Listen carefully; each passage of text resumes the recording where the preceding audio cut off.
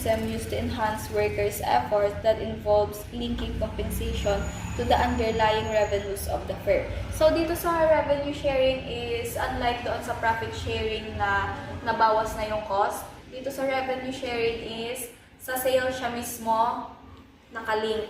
Yung pay ng worker is sa sale mismo nakalink.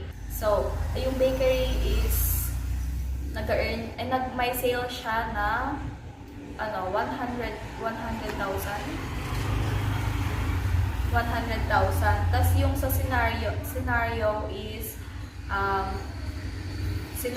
may 10% ulit na share yung worker sa sale ng bakery. So 100,000 times 10%, 100,000 lang yun kasi walang cost na ibabawas dito sa revenue sharing. Sa sales lang siya. Sa sales siya nakadepende. So 100,000 times 10% is 5,000 ulit. So ganun yun. Next. Piece rates. Piece rates are a type of pay system where a worker is paid based on how much they produce rather than a fixed salary or hourly wage. So dito sa piece rates is yung mga workers ay binabayaran based sa kung gaano karami yung napuproduce nilang product. So for example, furniture shop. So yung carpenter doon is binabayaran ng 500 pesos for every chair na nagagawa niya. Ganon. So kunwari if nakagawa siya ng limang chair. So 500 times 5 ilan? 2.5, di ba? 2.5, yun. Ganun yun, these rates. Next is yung time clocks and spot checks. Time clocks and spot checks are methods managers use to monitor and control employee effort, helping reduce shirking. First, time clocks. Employees punch in and out to record hours worked. This ensures they are present during work hours. So, basically, yung time clocks is yung pag-log in and log out ng mga employees. So, parang, kunwari sa school is yung pagbabayometric ng mga teacher, yung pag-biometric nila sa umaga and kapag mauwi na sila sa hapon. Ganon. Yung spot checks naman is that managers randomly check employees' work to see if they are doing their job properly. Knowing they might be watched encourages employees to stay productive.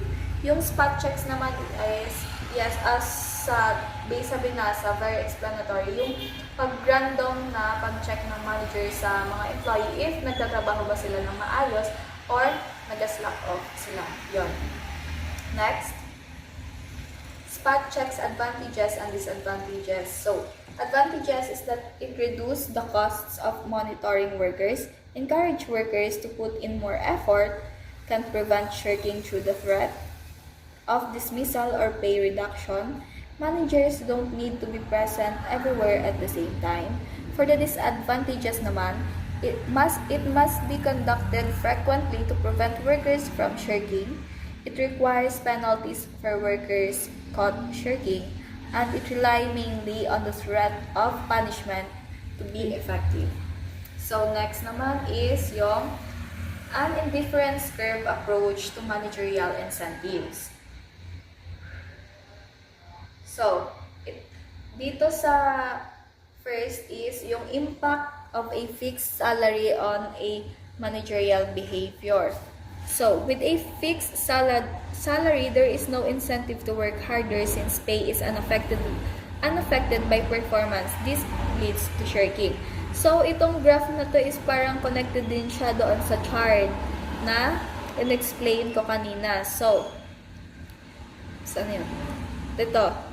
Itong vertical line na ito, ang nire-represent niya is yung manager's income, 50,000. Kasi nga, fixed salary, $50,000 lang siya. So, yan. Tapos, itong straight horizontal line na to, is that ito yung nagpapakita ng income ng manager na hindi nag-change. Ito, yan. Yan yun. So, yung firm profit, itong downward line, Yun lang yun. Tapos, dito, pinapakita na manager's highest indifference score given the $50,000 fixed salary. So, ito yung opportunity set given ng fixed salary. Hindi siya nagbabago kasi fixed salary nga, 50,000 kahit pa yung time ng shirking, yung pag-slack off mo sa company is 8 hours, yung profit na makukuha mo is 50%, 50%, 50,000 pa rin. Ganun yun. So, kahit mag-work ka dyan ng 8 hours at mag-share ka ng 0, ganun pa rin yung makukuha mo. Yan. Next naman is ito. A profit sharing incentive bonus. The manager's income now depends on their effort.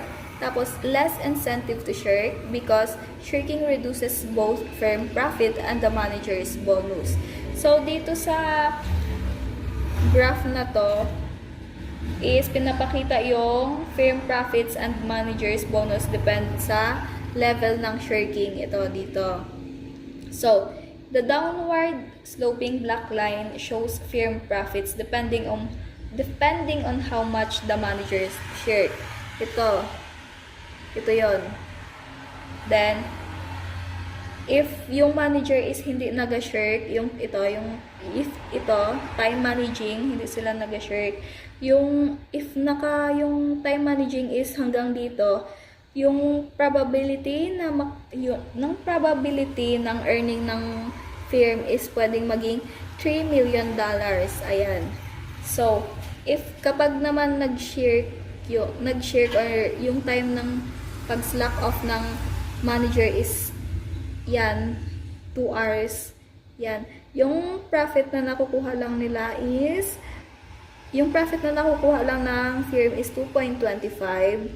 Yan. Tapos, if 0 naman, kapag